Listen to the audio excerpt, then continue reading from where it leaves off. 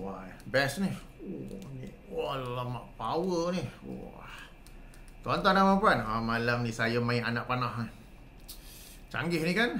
Apa cerita ni? Nak cerita lah ni. Okey, sebelum itu, Assalamualaikum warahmatullahi wabarakatuh. Beberapa hari yang lepas, saya menerima sebuah video di mana Ustaz Kazim Alias ada memberi beberapa hujah. Setepatnya 6 hujah yang setelah saya mendengarnya, mesti lagi pasti saya mengulasnya. Jadi saya membuat video ini untuk mengulasnya. Video ini asalnya dibuat naik di saluran YouTube Durian Merah dan ditulis di sini 10 days ago, 10 hari yang lepas. Jadi saya buat video ini pada 16 Oktober. Hari ini 16 Oktober, jadi 10 hari yang lepas, kiranya beberapa hari sebelum sambutan Maulid Nabi. Dan video ini pun yang ingin saya ulas memang ada kaitan dengan Maulid Nabi. Kejap. Ini bukan tentang Maulid Nabi. Sebab Maulid Nabi saya telah pun mengulas dalam beberapa video. Banyak juga sebenarnya. Link dalam kotak description. Cuma saya nak ulas beberapa hujah-hujah yang dikemukakan oleh Ustaz Kazim yang susah saya nak cerita. Tuan-tuan dan puan-puan kena dengar terlebih dahulu. Jadi saya akan mainkan video ini. Minta izin daripada pihak Durian Merah untuk saya mainkan audio ya. Bagi tuan-tuan dan puan-puan ingin menonton video ini, sila rujuk link saya bagi dalam kotak description. Terus pergi ke minit 5.05 dan seterusnya. Okey, 5.05 dan seterusnya. Baik, saya mainkan. Ayuh, sama-sama kita dengar dan analisa. Kemudian, tuan-tuan dan puan-puan banding pula dengan apa yang saya hendak ulas atau apa yang saya hendak react ya. Maka ulama cari jalan macam mana nak dekatkan balik umat Islam dengan Nabi dia, dengan Quran dia. Yang tu yang kita buat besar-besaran Maulud Nabi. Mari ustaz-ustaz ni dia kata bid'ah pula dah. Habis tu, pasal apa kau kata bid'ah? Dia kata Nabi tak buat, kamu buat bid'ah lah. Saya tanya balik, kalau Nabi buat, kamu tak buat bid'ah? Nabi buat, tapi kamu tak buat bid'ah. Nabi tiap-tiap hari sembahyang duha, kamu buat? Tak, neraka kamu. Nabi Muhammad tiap-tiap hari, tiap-tiap tahun buat korban, tiap-tiap tahun. Tak pernah miss. Kamu tiap-tiap tahun buat korban tak? Tak buat, bid'ah kamu, neraka. Nabi Muhammad tiap-tiap malam bangun sembahyang malam sampai bengkak kaki. Kamu ada tak bangun sembahyang malam? Tak. Kalau begitu, kamu buat bid'ah, kamu tak bangun sembahyang malam. Nabi Muhammad tiap-tiap hari sembahyang subuh berjamaah walaupun sakit. Kamu tiap-tiap hari tak subuh berjamaah, kamu buat bid'ah. Jangan macam tu ustaz. Tahu tak apa? Yang kamu kata tahlil bid'ah, sembahyang ni bid'ah, sembahyang gaib bid'ah, kamu kata maulud bid'ah, pasal Nabi tak buat, kamu buat. Habis tu yang Nabi buat, kamu tak buat, kamu tak kata bid'ah pula. Kamu kata tadi, aku nak ikut Nabi, silakan ikut. Subuh jangan kata kamu berjamaah, sembahyang pun tak. Jadi ini golongan-golongan sekarang ni yang bantah maulud Nabi. Tuan-tuan kalau jumpa dia, tanya dekat dia, kamu bayar zakat? Kamu terima zakat? Ambil duit ni 200, zakat makcik. Ni zakat makcik, kamu sampaikan kepada orang miskin sana ya. Terima kasih ustaz, terima kasih makcik. Dia ambil 200 tu. Ustaz kejap. Nabi Muhammad dulu bayar zakat dengan duit kertas ke duit apa? Nabi tak pernah bayar zakat dengan duit kertas. Kalau ada kurma, bayar dengan kurma. Ada sekoi, bayar dengan sekoi. Mana ada barang mah? Mana datangnya barang mah bayar dengan duit? Bak balik duit tu, bid'ah tu. Tak apa makcik. Sebenarnya pendapat, berpelah otak pendapat. Kena kat dia pendapat ni. Inilah ustaz zaman sekarang ni yang tuan-tuan kena berhati-hati ni. Okey? Tadi kita kata dah. Umar kata mereka ada anak panah, hang pun ada anak panah lah. Serupa dengan puak-puak ni pun, kalau mereka guna kepala otak mereka, kita pun berhujah dengan kepala otak kita juga. Okey, yang Nabi tak buat, kami buat bid'ah. Yang Nabi buat engkau tak buat, tak bid'ah pula. Patutnya engkau kata engkau nak ikut Nabi, ikutlah Nabi. Ikutlah Nabi siang malam pagi petang. Sebab itu dalam Islam dia ada hukum harus. Hukumnya adalah harus dibenarkan. Bukan Nabi suruh buat pun, tapi hukumnya harus. Hari ni saya pakai baju purple, harus. Nabi tak pakai baju purple, tapi saya pakai. Adakah saya bid'ah? Tidak, harus. Ustaz kena ingat, berpakaian tu bukan ibadah.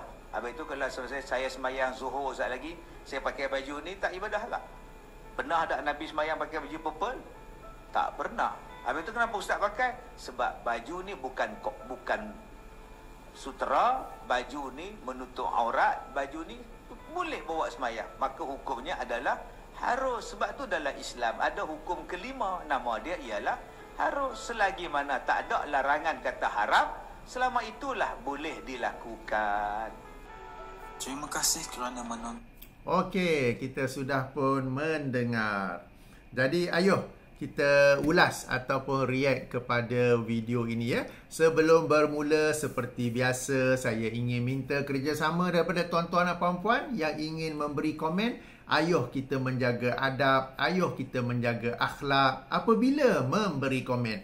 Kita sebagai pejuang sunnah, sebagai pecinta sunnah, hendaklah juga menampilkan salah satu sunnah Nabi SAW yang sangat penting, yang ini akhlak mulia. Baginda SAW ketika berdakwah menghadapi berbagai-bagai cabaran, berbagai-bagai tentangan, tetapi baginda tetap berinteraksi dengannya dengan akhlak yang mulia.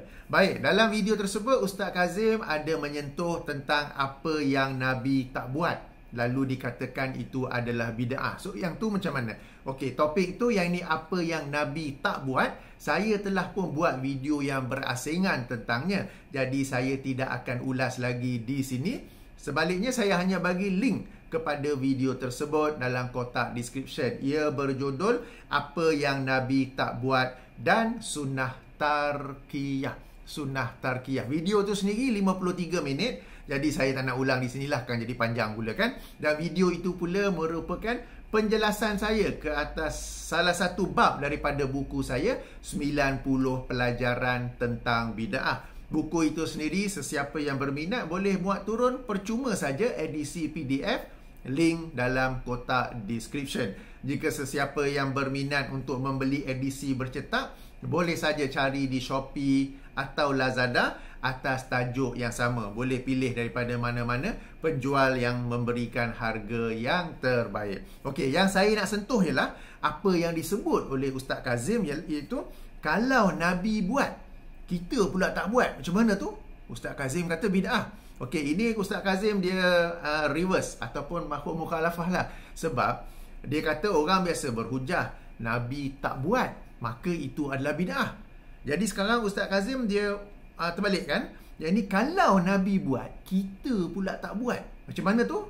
Kalau kita dengar tadi Ustaz Kazim kata bid'ah tu, dan boleh juga masuk neraka. Dan Ustaz Kazim memberi 6 contoh.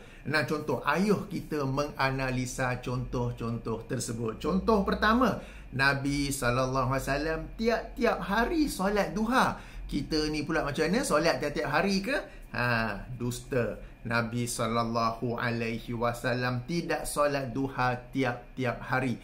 Kenapa sedemikian? Baginda Nabi SAW untuk amalan-amalan yang sunat, baginda tidak melakukannya setiap hari kerana bimbang para sahabat akan turut mengikutinya sehingga ia difardukan ke atas mereka. Adapun jika Rasulullah SAW sudah pun wafat, wahyu sudah pun berhenti, tidak ada lagi kebimbangan bahawa ia akan difardukan, maka boleh-boleh sahaja bagi sesiapa yang ingin melakukannya untuk melakukannya tiap-tiap hari. Ayuh, apakah dalil yang saya kata bahawa Nabi Muhammad SAW tidak solat duha tiap-tiap hari? Jemput rujuk Sahih Muslim, hadis nombor 1174. Jika ikut penomboran syarah Sahih Muslim oleh Imam An-Nawawi, hadis nombor 718. An Aisyata annaha qalat ma ra'aitu Rasulullah sallallahu alaihi wasallam yusalli subhatan duha qat wa inni la usabbihuha. Aku tidak pernah. Yang ni Aisyah ni isteri Nabi sallallahu alaihi wasallam. Apa dia kata ya? Aku tidak pernah melihat Rasulullah sallallahu alaihi wasallam melaksanakan solat duha. Akan tetapi aku melaksanakannya. Okey. Kemudian Aisyah menjelaskan kenapa sedemikian. Wa in kana Rasulullah sallallahu alaihi wasallam la yada'ul amala wa huwa yuhibbu an ya'mala bihi khasyata an ya'mala bihi nasu fayufradu alaihi. Kerana Rasulullah SAW ini akan meninggalkan sesuatu amalan meskipun baginda menyukainya, kerana bimbang jika ia diamalkan oleh para sahabat, oleh orang ramai, yakni para sahabat, ia akan difardukan ke atas mereka. Jadi Nabi SAW tidak melaksanakan solat duha tiap-tiap hari. Beliau melaksanakannya jarang-jarang, bahkan tersangat jarang-jarang, sampai Aisyah sendiri menerangkan bahawa beliau tidak pernah melihat Rasulullah sallallahu alaihi wasallam melaksanakannya. Maka adalah salah, adalah dusta untuk berkata bahawa Rasulullah sallallahu alaihi wasallam melaksanakannya pada setiap hari. Tuan-tuan dan puan, dalam topik ini saya ada sebuah video yang berasingan berjudul Solat Duha Bid'ah Hasanah tanda soal. Kenapa? Sebab saya membuat video ini bagi menjelaskan sebuah riwayat daripada Abdullah ibnu Umar radhiyallahu anhuma, yang apabila beliau melihat orang melaksanakan solat duha di masjid, beliau berkata itu adalah bid'ah. Maka apakah yang dimasukkan oleh bid'ah di sisi Ibnu Umar tersebut? Maka saya telah menjelaskannya. Link sekali lagi dalam kotak description. Okey, baik.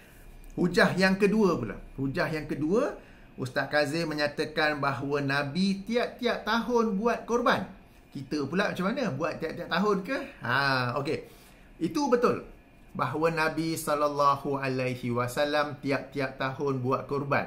Kenapa Nabi tiap-tiap tahun buat korban? Kerana ia adalah sesuatu yang diwajibkan ke atas baginda. Apakah dalil bahawa ia diwajibkan ke atas baginda? Rujuk surah Al-Kautsar, surah nombor 108, ayat nombor 2. Tak apa, kita baca daripada ayat nombor 1, di mana Allah Subhanahu wa taala berfirman, "Inna a'tainakal kautsar fasalli li rabbika wanhar inna syani'aka huwal abtar." Sesungguhnya kami telah mengurniakan kepada engkau, wahai Muhammad, Al-Kautsar. Al-Kautsar ni ialah apa? Sungai dalam syurga. Fasalli li rabbika wanhar. Maka laksanakanlah solat kepada Tuhanmu ataupun kerana Tuhanmu, dan lakukanlah korban. Ayat ini bersifat perintah, bernada perintah. Kerana itulah bagi Muhammad SAW melaksanakan korban itu adalah wajib. Kerana itulah baginda melaksanakan korban pada setiap tahun. Adapun bagi kita umat Muhammad SAW, pandangan jumhur ulama ialah hukumnya sunat yang amat dituntut, sunat muakkad. Apa dalil bahawa ia bukan wajib tetapi sekadar sunat? Jom kita rujuk sekali lagi dalam Sahih Muslim, hadis nombor 3653. Jika ikut penomboran lain, hadis nombor 1977 daripada Ummu Salamah. Sekali lagi, salah seorang isteri Rasulullah sallallahu alaihi wasallam. Beliau berkata, "Anna Nabiyya sallallahu alaihi wasallam qala iza dakhalatil ashru wa arada ahadukum an yudhhiya fala yamassa min sya'arihi wa basharihi syai'a." Okey, baginda bersabda, jika telah masuk pada 10 hari pertama bulan Zulhijjah itu, dan seseorang daripada kalian berkeinginan, wa arada ahadukum, dan seseorang daripada kalian berkeinginan untuk melakukan korban, maka janganlah dia memotong rambutnya atau kukunya walau sedikit jua. Kata kunci di sini ialah wa arada ahadukum, dan salah seorang daripada kalian berkeinginan. Menunjukkan ada apa? Ada pilihan. Maka hukumnya adalah sunat. Bukan sekadar sunat saja, tetapi sunat bagi orang yang mampu. Sunat bagi orang yang mampu, ya. Sunat yang amat ditekankan. Jadi betul bahawa Nabi SAW melaksanakan korban setiap tahun. Tetapi beliau ataupun baginda melakukannya kerana ia adalah sesuatu yang diwajibkan ke atas baginda. Adapun kepada kita umat Muhammad, hukumnya sunat. Jika kita mampu, maka sangat-sangat dianjurkan kita juga setiap tahun melakukan korban. Kalau kita tak mampu, kita buat sekadar mana yang mampu, mungkin selang 2 tahun, selang 3 tahun ke, sekadar yang mampu. Cuma yang pentingnya, ia adalah sunat dan bukannya wajib. Sebab itulah orang tak tanya pada kita umat Muhammad, buat korban tiap-tiap tahun ke tak? Soalan tu salah ke? Okey. Hujah yang ketiga, Nabi SAW tiap-tiap malam bangun solat qiyamul lail. Kita ni pula macam mana? Sekali lagi tuan-tuan puan, jawapannya sama. Qiyamul lail itu kepada Rasulullah SAW hukumnya adalah wajib. Tahu tak tu?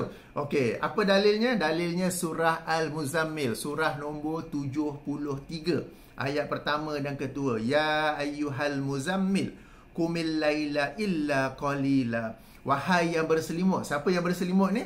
Muhammad sallallahu alaihi wasallam. Bangunlah pada malam hari untuk qiyamul lail. Qumil laila illa qalila. Bangunlah pada kebanyakan malam tu, lagi the shorter half kamu boleh berehat ataupun tidur. Ayat ini sekali lagi bersifat perintah. Maka kerana itulah ia diwajibkan ke atas Rasulullah sallallahu alaihi wasallam. Demikian juga salah satu dalil lain dalam Sahih Muslim. Kalau kita rujuk hadis nombor 1, 2, 3, 4. Jika penomboran lain nombor 746. Daripada Aisyah radhiyallahu anha, anna Rasulullah sallallahu alaihi wasallam kana iza fatathu salatu minal laili min waja'in aw ghairihi shalla min nahari sitain asyarata rakaatan. Bahawasanya Rasulullah SAW apabila terlepas solat malam, terlepas qiyamul lail kerana sakit atau apa-apa sebab yang lain, baginda akan solatnya pada siang hari esoknya itu 12 rakaat. Ini menunjukkan apa? Ia memang wajib. Sebab tu kalau Rasulullah SAW tidak solat malam, baginda akan qada pada keesokan harinya. Ini untuk baginda saja. Okey, bukan untuk kita. Untuk kita sama-sama kita tahu bahawa yang wajib itu ialah solat fardu 5 kali sehari yang wajib. Qiyamul lail hukumnya adalah sunat. Sebab tu saya bila saya tonton video Ustaz Kazim tu, saya pun tertanya-tanya, takkan Ustaz Kazim ni tak tahu perkara ni? Kan dia nak berhujah, dia nak anak panah, nak let go anak panah. Tapi macam kena siapa yang anak panah tu? Okey, tadi saya terlupa satu lagi hujah tentang kewajipan korban setiap tahun itu dalam sebuah riwayat yang dikeluarkan oleh Imam Al-Baihaqi dan dinilai sahih oleh Syekh Al-Albani dalam Irwaul Ghalil, hadis nombor 1139, diriwayatkan, diterangkan bahawa Abu Bakar dan Umar pada zaman pemerintahan mereka, ada setahun, ada 2 tahun, sekali-sekala tu mereka sengaja tak buat korban. Kenapa? Untuk menunjukkan kepada umat Islam pada zaman itu bahawa korban itu bukanlah sesuatu yang wajib tetapi sunat sahaja. Okey. Jadi hujah pertama solat duha, hujah yang kedua tiap-tiap tahun buat korban, hujah yang ketiga tiap-tiap malam bangun, hujah yang keempat bahawa Nabi SAW tiap-tiap pagi solat subuh berjamaah walaupun sakit. Kita ni macam mana pula? Okey. Kenapa Nabi SAW tiap-tiap pagi pergi solat subuh berjemaah? Kerana baginda mendengar azan. Apakah hukumnya solat berjemaah bagi orang yang mendengar azan secara aslinya? Maksud asli di sini ialah mendengar tanpa pembesar suara, mendengar tanpa bantuan angin. Kadang-kadang Bilal muazzin melaungkan azan, tapi angin tu tiup, suara azan tu boleh pergi jauh sikit kan? Okey, dalilnya dalam Sunan Ibnu Majah, hadis nombor 785, penomboran lain hadis nombor 793 dan dinilai sahih oleh Syekh Al-Albani daripada Abdullah Ibnu Abbas, anna Nabiy sallallahu alaihi wasallam qala, man sami'an nidaa falam ya'tihi fala salata lahu illa min uzrin. Okey, daripada Nabi SAW, sesiapa yang mendengar seruan azan namun tidak mendatanginya, bererti tidak hadir untuk solat berjamaah di masjid, maka tidak ada solat baginya kecuali bagi orang yang memiliki keuzuran. Apakah keuzuran itu? Telah saya jelaskan dalam video saya yang lain. Sila rujuk siri video ataupun playlist siri video saya yang menerangkan tentang keutamaan solat berjamaah dan adab-adabnya. Okey, tentang hukum solat berjemaah itu sendiri, di sisi mazhab Hambali, ia adalah wajib bagi orang yang mendengar azan secara aslinya, maknanya tanpa pembesar suara, tanpa bantuan angin, maka baginya adalah wajib. Adapun yang selainnya, ia adalah sunat ataupun sunat muakkad. Adapun bagi pandangan mazhab yang lain, mereka berkata ia adalah fardu kifayah.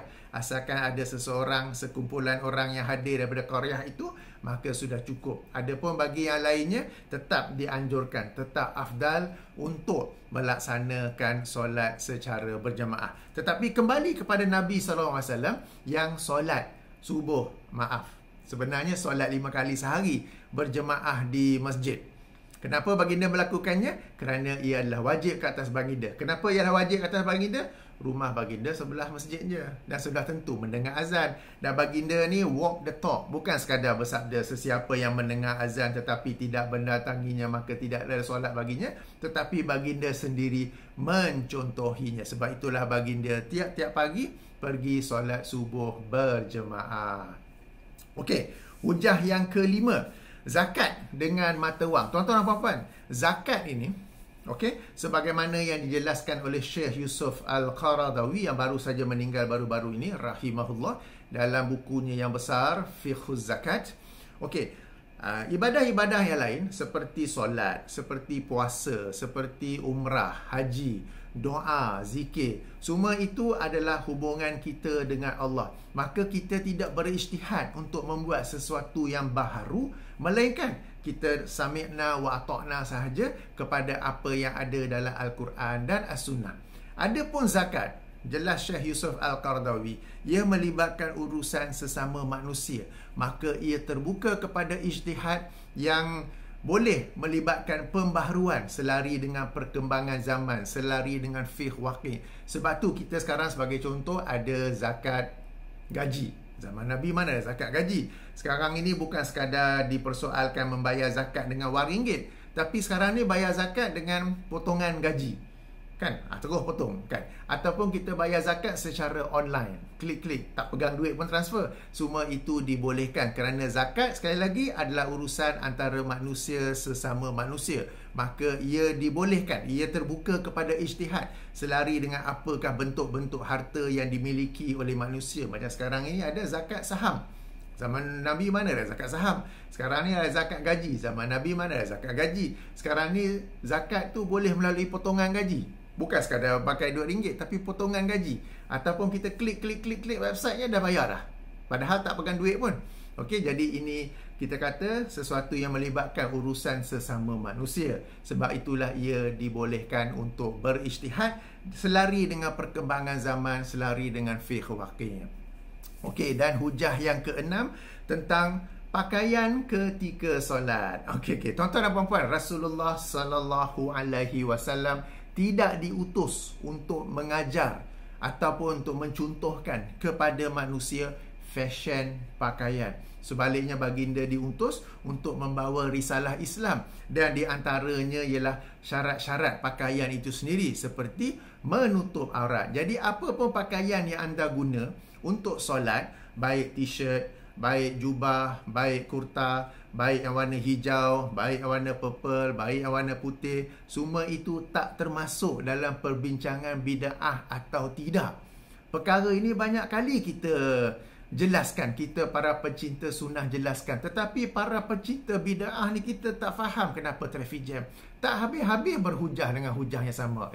Azan dengan mikrofon tu tak tak salah ke? Tak bid'ah ke? Saya duk baca Quran dengan menggunakan phone tu tak bid'ah ke? Mereka menyebut perkara-perkara dalam urusan dunia yang sebenarnya membantu urusan agama. Ia tidak termasuk dalam kiraan bid'ah ataupun tidak. Perkara itu sekali lagi telah saya jelaskan dalam buku saya 90 pelajaran tentang bid'ah, tentang pakaian itu sendiri, bahawa Rasulullah SAW tidak diutus sebagai fashion designer.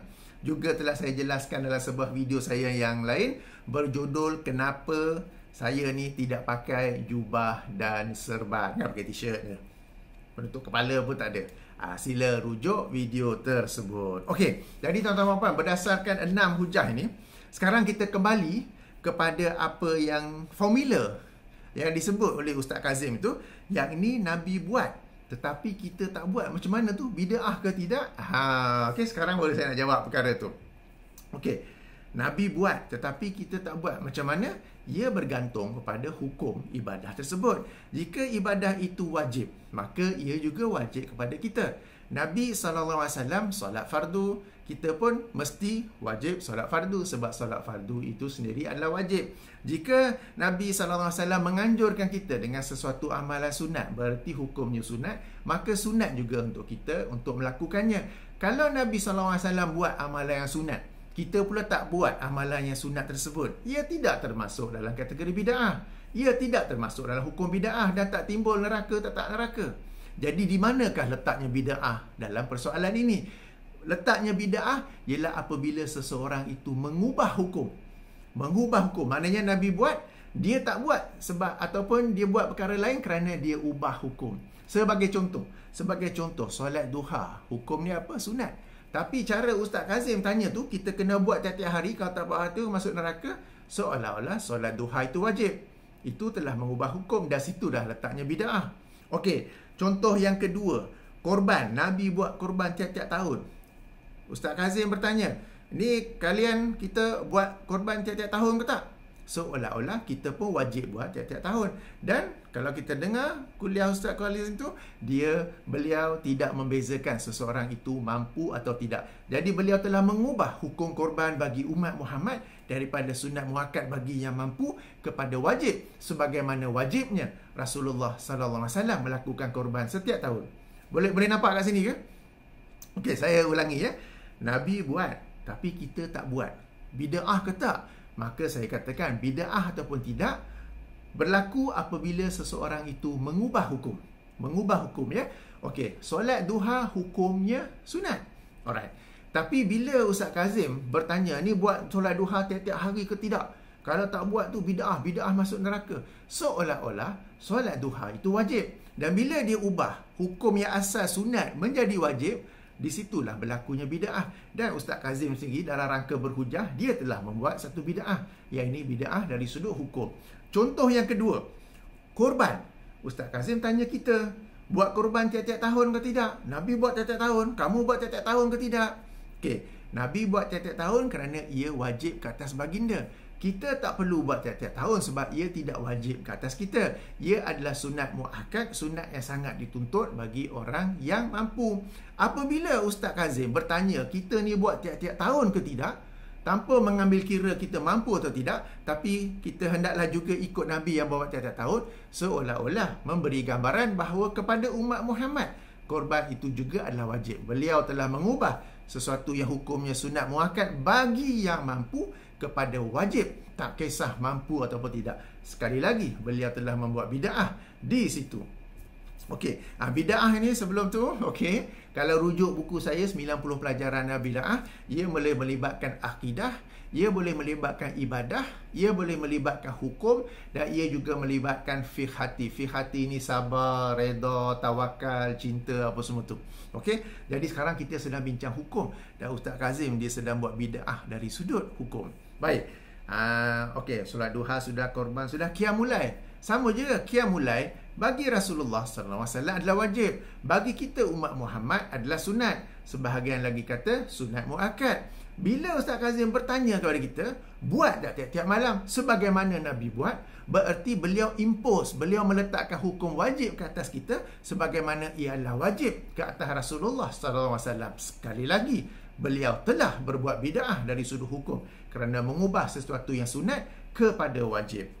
Kemudian, solat subuh berjemaah. Beliau berhujah bahawa Nabi SAW setiap hari pergi solat subuh berjemaah. Lalu dia bertanya kepada kita, kita pergi solat subuh setiap hari ke tidak? Tanpa beliau membezakan kita duduk dekat atau jauh, tanpa beliau membezakan kita mendengar seruan azan ataupun tidak, tanpa beliau membezakan kita ni ada uzur ataupun tidak. Uzur tu cuaca buruk, penyakit, bimbang keselamatan, hendak buang air besar ataupun air kecil. Maknanya azan, kita pun nak pergi, tiba-tiba macam alamak, nak kena pergi jamban. Itu uzur yang dibenarkan. Okey, ini saya ada bincang dalam video saya dalam playlist keutamaan solat berjamaah, dan ada adabnya apakah uzur-uzur yang membolehkan seseorang itu tidak hadir solat berjamaah. Ustaz Kazim, dia tidak sebut keuzuran-keuzuran tersebut, tetapi dia berkata kita ini wajib sebagaimana Rasulullah juga sallallahu alaihi wasallam wajib. Padahal yang wajib bagi Rasulullah ialah mendengar azan dengan suaranya yang asli. Okey, tanpa pembesar suara, tanpa bantuan angin. Okey. Jadi untuk kita sesuatu yang kalau ikut mazhab Syafi'i fardu kifayah, namun tetap dianjurkan, tetap afdal bagi semua orang hadir solat berjemaah di masjid. Tapi sekarang ni cara penyampaian Ustaz Kazim tu, cara beliau berhujah seolah-olah kita ni juga wajib, tak kisah kita duduk jauh ke dekat, tak kisah kita ni ada keuzuran ataupun tidak. Jadi beliau telah menukar hukum itu sendiri, dan disitulah berlakunya bid'ah. Okey, zakat. Alright, zakat ni tak apa, sebab zakat ni ia memang adalah sesuatu yang diperbincangkan di kalangan para ulama. Jadi saya cenderung kepada pandangan Syekh Yusuf Al-Qaradawi. Jadi untuk bersikap adil, saya tidaklah akan mengkritik Ustaz Kazim jika beliau berpegang bahawa zakat itu perlu dibayar dengan barangan asasi dan bukannya wang ringgit ataupun potongan gaji ataupun online transfer dan sebagainya, ya. We must be fair, kan? Okey. Dan kemudiannya pakaian. Okey.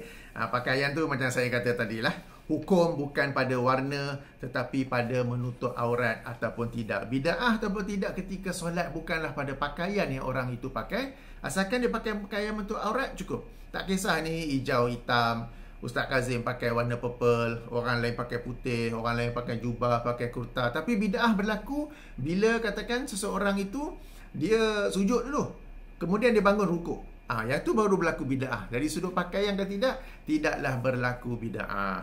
Okey, jadi tuan-tuan dan puan-puan, itulah yang saya ingin ulas. Jadi yang ingin saya sampaikan itu ialah Ustaz Kazim membawa 6 hujah. Okeylah, tentang zakat tu kita bagi can. Okey, kita bagi can sebab memang ada perbincangan di kalangan para ulama. Tapi yang lain-lain tu macam solat duha, takkan tak tahu kot Nabi tak buat tiap hari. Tentang korban setiap tahun, takkan tak tahu kot yang nak, itu memang wajib. Okey, tuan-tuan dan puan-puan, ke atas Rasulullah SAW memang terdapat beberapa kekhususan. Sebab selalunya bila kita kata sesuatu hukum yang khusus kepada Nabi saja, perkara pertama yang orang akan terlintas ialah Nabi boleh berkahwin lebih daripada 4 orang isteri. Itu saja dia orang tahu. Yang lain-lain tak tahu. Okey, ada beberapa perkara lain. Macam Imam Al-Qurtubi tak silap saya menghimpun sebanyak 16 perkara yang khusus kepada Nabi SAW saja. Ada imam lain seperti Imam As-Sayuti tak silap saya menghimpun sehingga 32 perkara yang khusus kepada Nabi SAW saja. Tetapi ini 16 ke 25 ke 32 ke, berlaku perbincangan di kalangan para ulama. Tetapi antara yang khusus kepada Nabi SAW sahaja ialah korban setiap tahun dan solat setiap malam. Maknanya solat qiyamul lail, solat tahajud, solat witir. Kerana itulah baginda kalau tak solat, esoknya siang harinya baginda akan qada solat tersebut kerana ia adalah wajib ke atas baginda. Okey, jadi ini adalah khusus kepada baginda. Takkan Ustaz Kazim tak tahu kot, takkan berhujah itu ke atas kita umat Muhammad. Jadi dalam rangka hendak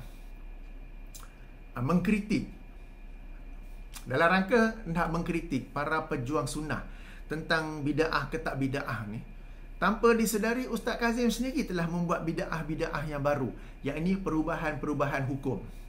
Jadi inilah yang saya katakan saya mesti react, saya perlu betulkan, saya perlu jelaskan, ya.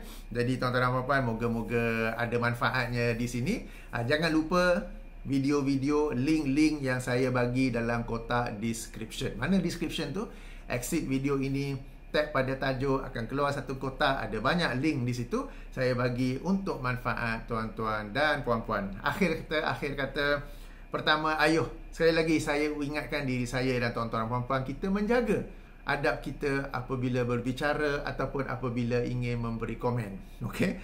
Walaupun Ustaz Kazim dalam video tu kita dengar kepala otak engkau lah, kepala otak ni, itu biarkan dia. Kita we don't lower ourselves to his standard. We are higher standard. Kita ikut sunnah Nabi dalam akidah, dalam ibadah, dalam hukum dan juga dalam akhlak. Itu yang pertama ya. Yang kedua, ayuh kita selalu berdoa agar Allah SWT menunjukkan kepada kita para penceramah, para ustaz, para ustazah yang sunnah, yang melazimi sunnah, yang selalu keluar dari mulutnya Al-Quran dan sunnah, dan juga kalam-kalam para ulama yang betul-betul bukanlah ulama. Kadang ada orang sebut ulama, tapi ulama mana tu? Ulama mana tu? Kan? Okay? Ayuh kita selalu berdampingi dengan ustaz-ustaz sunnah, para agamawan sunnah, supaya kita pun dengar perkara yang sunnah. Tak pula timbul okey, subhanakallahumma wa bihamdika asyhadu an la ilaha illa anta astaghfiruka wa atubu ilaika. Assalamualaikum warahmatullahi wabarakatuh.